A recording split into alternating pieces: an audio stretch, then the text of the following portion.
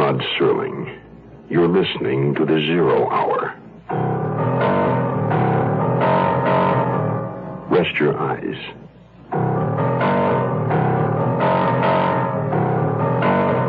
Exercise your imagination. This week, Kenneth Fearing's study of a deadly obsession. Desperate Witness. Starring Richard Crenna. Keenan Wynn.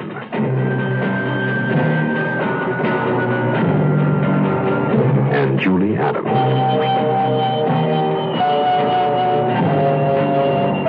In Elliot Lewis's production of The Zero Hour.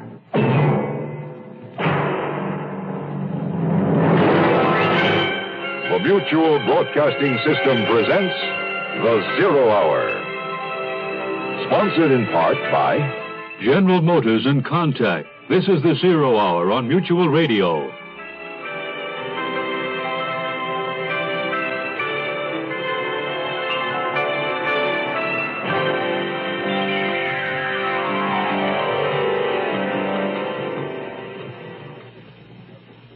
George Stroud, husband, father, executive editor of Crime Ways magazine.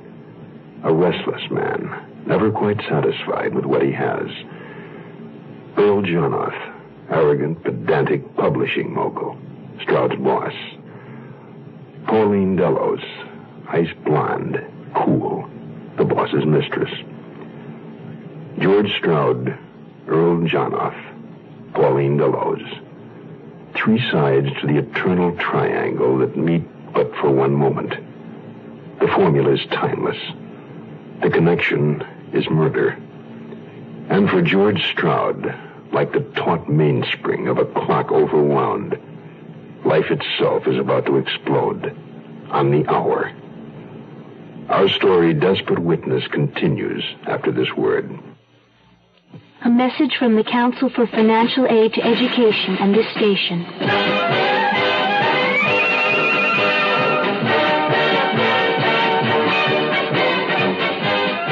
College students now march to a different drummer, and sometimes it seems to no drummer at all. But what matters most is that colleges continue educating.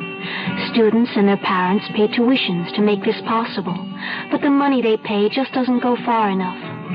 2/3 of college costs must come from other sources, including contributions from friends of colleges.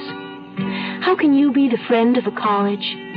You can believe that educating young people is the main thing, not whether they're singing football songs or folk songs. You can be willing to back up your belief with a gift, because colleges need money to march ahead. A lot of that money must come from people like you. Give to the college of your choice, now.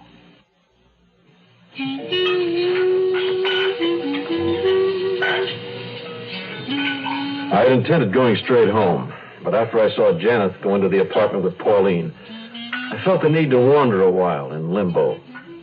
Up to that point, I'd meticulously kept my wife and my family in one niche in my life, and Pauline sealed off from them in another. To go home irritated with the thought of Pauline and Janet being together was to somehow overlap the two, spoil the waters, so to speak. So I went back to Gill's, where I could have an anonymous drink and dull the churning within me that Janet had set off.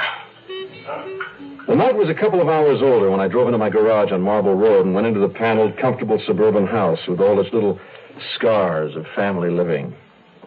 The painting I'd bought, The Temptation of Judas, I simply laid down on the dining room table. It would have to be cleaned, repaired, and framed. I'd made a pot of coffee, and I thought about my wife and daughter who'd be returning tomorrow, Sunday. So help me, that's all that was on my mind when I fell asleep. Not knowing that Pauline was dead. Murdered. If I'd known what was happening back in the city in Steve Hagen's apartment, I wouldn't have closed my eyes. Coming.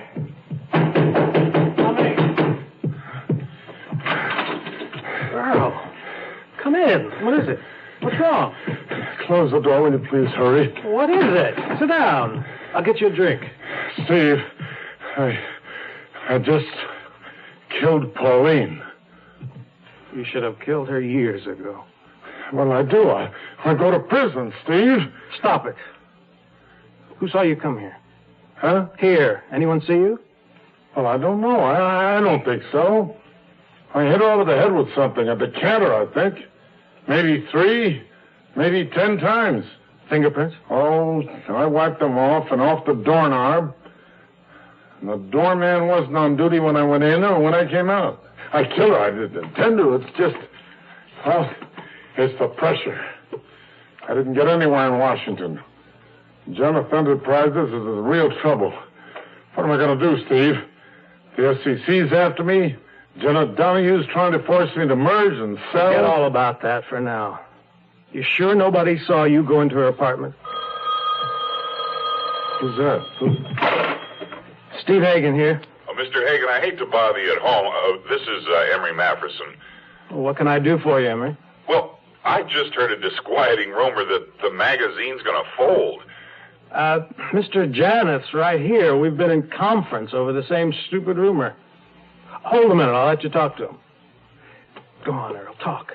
But who is it? Who is he? He works for us, Future Ways. Tell him the rumor he heard is false. Everything's okay. His name's Mafferson. Emery. Hello, Emery. Oh, hello, Mr. Janeth.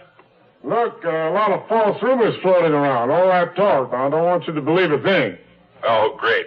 I feel relieved, Mr. Janeth. Well, it's good to talk to you, Emery. Anytime, and keep up the good work. What was that all about? You just established your alibi.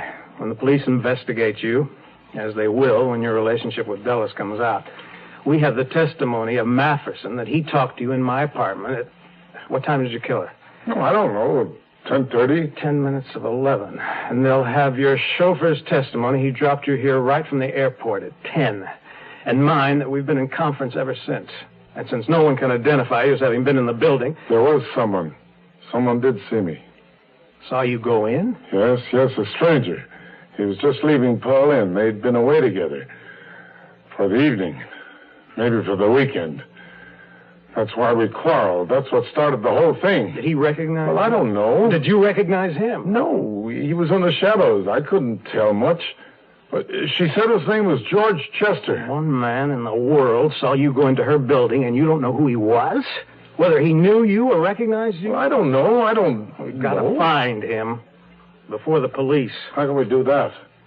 What do we employ 2,000 people for? Well, if we find this man, then what? It all depends. When the story breaks, he may go straight to the police. In that case, our alibi stands, and our line is this. He says he saw you on the scene. Well, what was he doing there? That makes him as hot as you are. We'll make him even warmer. Of course. You mean only to scare him off. If he doesn't scare, the case goes to trial. You've got an alibi. But if he doesn't go to the police the minute this breaks, then what? He's a constant threat to your safety, your position in life, your place in the world. Can you put up with an intolerable situation like that? I don't like it. There's already been one tragedy. I don't want another. Not if I know what you mean. You know what I mean. No, I won't see a man killed in cold blood. I won't take any part of it. Let me ask you, Earl. Are you ready to retire to a penitentiary and write your memoirs? Or are you ready to take your full responsibilities along with the rewards? No, we never went to murder before. But we will this time, if we have to. I killed her. I can't get that out of our mind. I killed Pauline. When you break, a lot of other people break too. Whenever an entity like Janeth Enterprises goes under, and that's what this could trigger, a lot of innocent people, their plans, homes, dreams, aspirations, the future of their children, all of that can go to pieces with it. Myself, for instance. I understand, Steve. All right, what has to be, has to be. Now, let's get to work. Finish your drink, and we'll start from the top again. I want every step, every word. You got out of your car. You sent your chauffeur on. You went into the apartment with her. I knew none of this when it was happening. I awoke in the morning and went to the train to pick up my wife and child. I hadn't even dreamed in the night, and my world was coming apart. It was summer in the evening after the rain. We were driving, she and I. The road was winding as rivers wind. We were speeding like birds, like incredible birds, feeling the wind, speeding into the wind. It was summer in the evening after the rain. We were passing crowds, passing clouds, faster than the moon, driving, uncaring, she and I, faster and faster. Our car was like a comet. We were speeding through our lives. There was no way to stop. Can you hear me? Can you hear me? This message was brought to you by the General Motors Corporation. We'll return to our story in a moment. Harriet Seco is 71 years old and reaping the benefits of what she sows. I sew for Children's Hospital, make babies' clothes for the babies in the hospital. We make nightgowns, we make little jackets, we make pants. I like to sew, so I love it. Alan Gordon is 82 years old. He's useful, needed, and appreciated. I'm outlining a monthly news bulletin. I wanted to do some work for people of my age or older or younger. You have the opportunity to share the experience of a lifetime. Yours, as a volunteer in a school, hospital, museum, wherever your talents and the needs of your community can best be served. Join RSVP, the Retired Senior Volunteer Program. RSVP is one part of action. Action is doing something. There is something you can do. Get into action.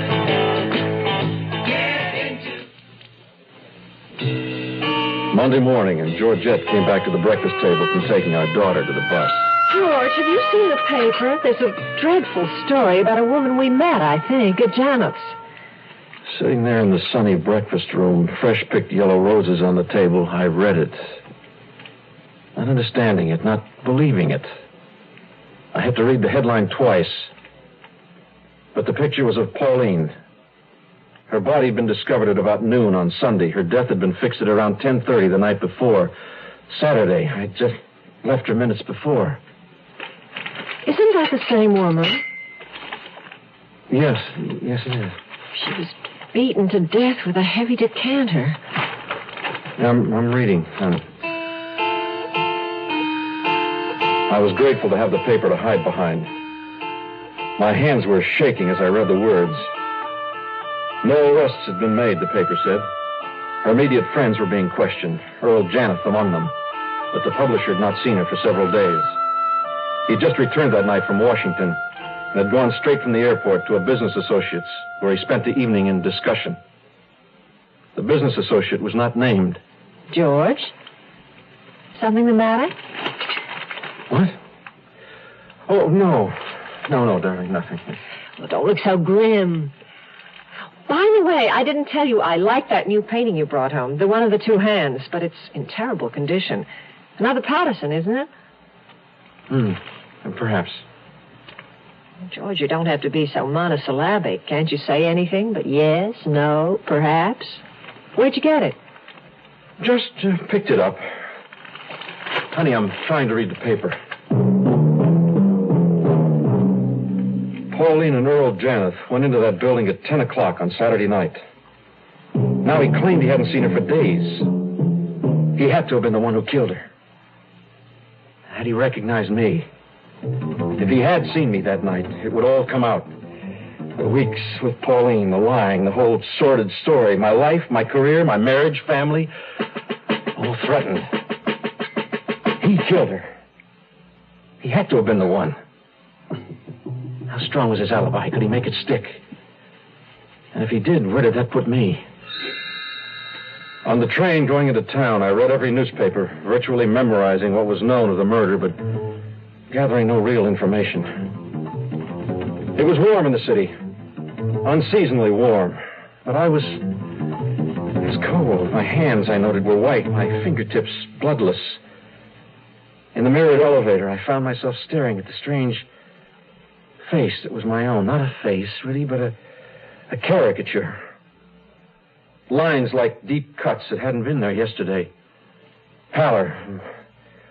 Mouth slightly open, breathing shallow. All unmistakable signs of fear of a man in a desperate panic. I had 26 floors to gain control. When I stepped out of the elevator, I was wearing the mask, the facade of the confident, secure executive. Morning, Lucille. Any calls for me? Steve Hagen's called twice. Better get right up there.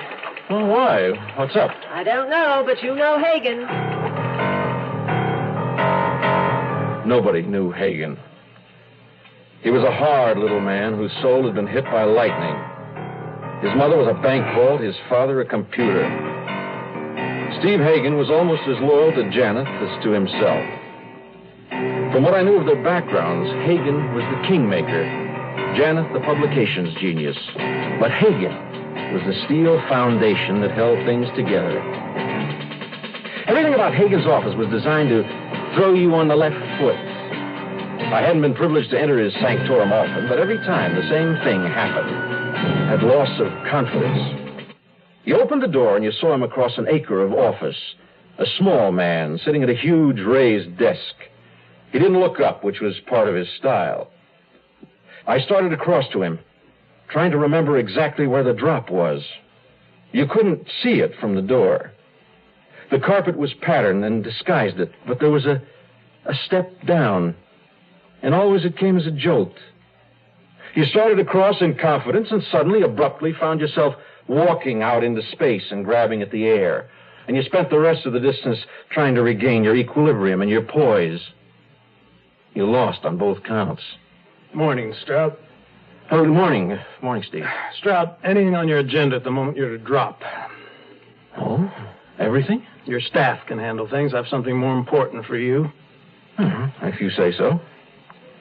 Oh, by the way, I've just read about that Pauline Delos murder. It's pretty awful. You any idea? Yes, it's bad. No, we have no idea about it. Well, I suppose Janeth is, well... He is, yes, but I don't know any more about it than you do. Now, I have some prepared notes here, so let's get to work, huh? We have a job on our hands. Not hard, but delicate. It seems you're about the best man on the staff to direct it. Yes? In essence, the job is this. We want you to locate somebody unknown to us. Really, it's a missing persons job. Would that be all right with you? Well, missing persons seems to fit in with the essence of Crime Ways, and that's my job, Crime Ways. Of course, of course.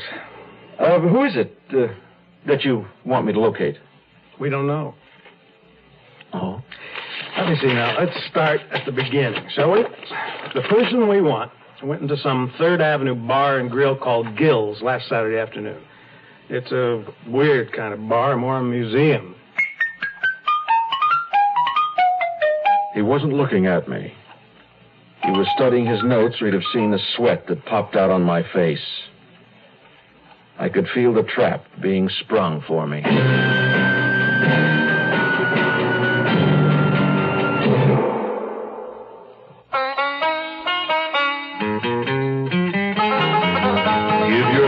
To a friend, give your heart to your love, but give your cold affection to contact. Don't just stand around and sniffle. Do something about that cold, early. To get the relief you want, up to 12 hours of continuous relief from just your sneezing, runny nose, and congestion, you'll need 6 cold tablets, 2 every 4 hours, or 3 ounces of nighttime liquid, 1 every 4 hours, or only 1 contact. Figure it out. 6 or 3 or 1. Take contact. Get all day, then all night relief. Give your cold to contact. 6 or 3 or 1. When you catch a cold, take contact. Only as directed. Contact, #1 in the world. The 0 Hour continues after this. Read any good books lately? Well, ladies, if you're trying to find the official government studies on the cost of pollution versus the cost of cleaning up the environment, you'll have to do some looking. You and I know what pollution is doing to us. Disintegrating hose, damaging our health, making the wash gray, the coffee blah. So what's the cost of making it go away? Some people have said it's too high. Oh, come on now. I say we can actually save money by cleaning up pollution.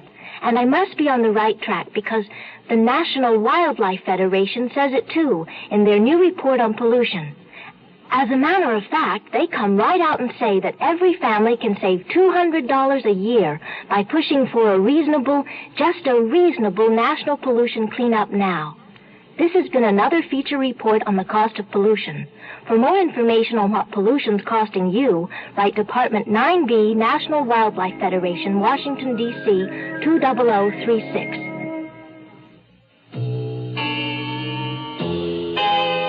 I fought a rising nausea. My cheek muscles formed a slight smile that froze into place and gave me, I hoped, a look of complete concentration. But my mind was racing at light years' speed as he reeled off my actions on the day of the murder. This man we're looking for, Stroud, was accompanied by a rather striking blonde, also unidentified. They later went to a 3rd Avenue antique shop. In fact, they browsed through several, but in one, he bought a painting from a dealer, overbidding another customer, a woman who also wanted to buy it. The picture was by an artist named Patterson. According to our morgue, he, or somebody, had done a quick and thorough research job on Patterson. He had all the details, how 10, 12 years back she'd been hailed as a meteor in the art world, that she'd never fulfilled her promise. In recent years was totally unheard of, although her work maintained value. He had all the details of my transaction. He knew the painting depicted 2 hands, was in rather bad condition, and that I'd bought it for $50. After they bought the painting, the man and the woman with him went to a cocktail lounge in Van Barth for a few drinks. It's possible he checked the picture there. He may have had it right with him. Why do you want this man, Steve? We think our party is a vital figure in a business and political conspiracy that's reached colossal proportions. You mean threatening Janeth Enterprises? Exactly. What this man represents could destroy Earl Janeth. And we can't let that happen, can we? So, what do we do? Well, we just have to find this man. We can't have him loose, threatening all our existences, can we? Oh, as we understand it, his name is George Chester.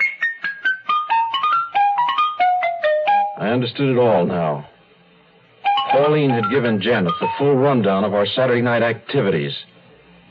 And had she told him where we spent the night Friday, they'd probably had a violent fight about it, and he'd killed her and gone straight to Hagen. Then Steve Hagen was the business associate the newspapers mentioned who provided Janeth's alibi. It was plain Janeth knew he'd been seen and was afraid he'd been recognized.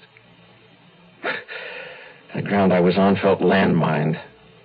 One step the wrong way. It's all pretty vague, Hagen. Can't you give me more to go on? You're right, Stroud. It is vague. Our information is based entirely on rumors and tips and certain, striking coincidences. When we locate our man, then we'll have something definite for the first time. What's it to be? A story for Crime Ways? No, I don't think so. I don't know right now just what our angle will be when we have it. We might want to give it a big play in one of our books eventually. A good story should never be wasted, right? Or we might decide to use it in some entirely different way. It's all up in the air. Well, tell me, who else is in on this? Should we cooperate with anyone? The cops, for instance? No, of course not. Absolutely not. This is our story, exclusively. It must stay that way. You'll have to go to other agencies for information, naturally, but you get it. You don't give it. Is that perfectly clear? Yes, I understand. Now, do you think you can knock together a staff as large as you want and locate this person? It would be easier if I knew more about this mystery guy, what he looks like.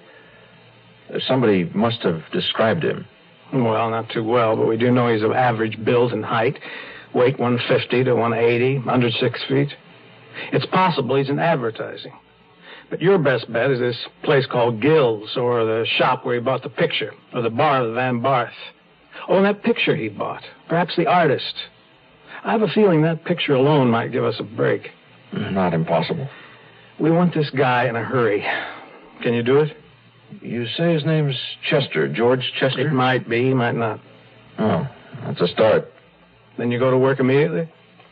All right, Steve. I'll take the assignment. I have absolute carte blanche? Absolute. Expense, personnel, everything. In every way except time. We want him now. He got up from the high-backed throne and wandered to the huge plate glass windows that looked out over about 10 million people. I hadn't suspected this cold, dried man would have had such a sense of drama. He took a long pause and he swept his hand out, indicating the city far beneath us. Our man is out there somewhere, Stroud. May even be very close for all we know. It's a simple job for a mind like yours. Get him. I looked out the window myself. Get him, he said. Find him. I had found him. The man I sought was looking back at me. My own reflection in the plate glass. I'd been assigned to set myself up to be murdered. You are listening to Mutual's presentation of The Zero Hour. Your American Cancer Society presents Peter Foch and Lee Grant as patient and nurse. Nurse, I'm Fenton Finglinger. I have an appointment for a checkup with Dr. Worley. You're Nurse Skank? Yes. Remember me when I was here after getting hit in the mouth with a hockey puck? Oh, sure. 6 stitches, I recall. Right. It wasn't too clever of me to play hockey at my age anyway. Oh, you don't look very old. Oh, thanks a lot. I feel young and everything, but I figured I bring my car in for regular checkups, so I should do the same for myself. Oh, true. A regular checkup lets you know if you're really as well as you feel. Like I had this car and I kept noticing oil underneath, but I ignored it. I ended up burning out the transmission. It was only a loose oil drain plug. It's the same with people. The annual checkup lets the doctor detect minor ailments before they become major. I was just going to make that point. Has anybody ever told you look terrific? Oh, well, my husband does a lot. Oh, terrific. Help your doctor help you with an annual checkup. Help your American Cancer Society with a generous check. We want to wipe out cancer in your lifetime.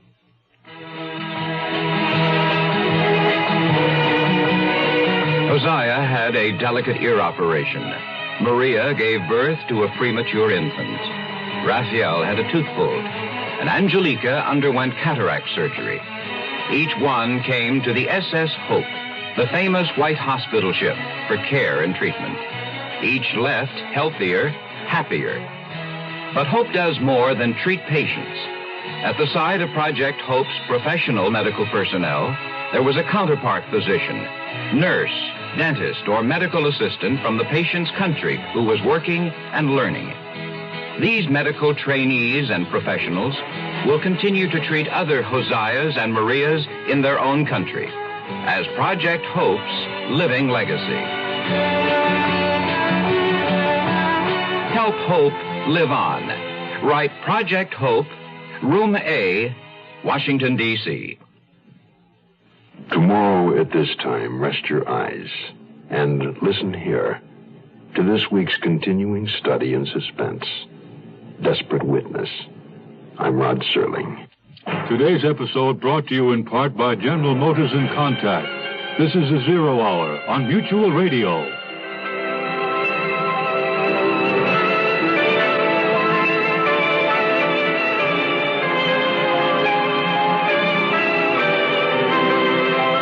You have been listening to The Zero Hour, a presentation of the Mutual Broadcasting System in association with Hollywood Radio Theater. Heard every weekday at this time. Rod Serling is your host. Zero Hour is produced and directed by Elliott Lewis. The Hollywood Radio Theater theme was played by Ferranti and Teicher and is now available on United Artists Records and Tapes. Hugh Douglas speaking. Tune in tomorrow. And once again, rest your eyes and listen here to The Zero Hour. This is the Mutual Broadcasting System.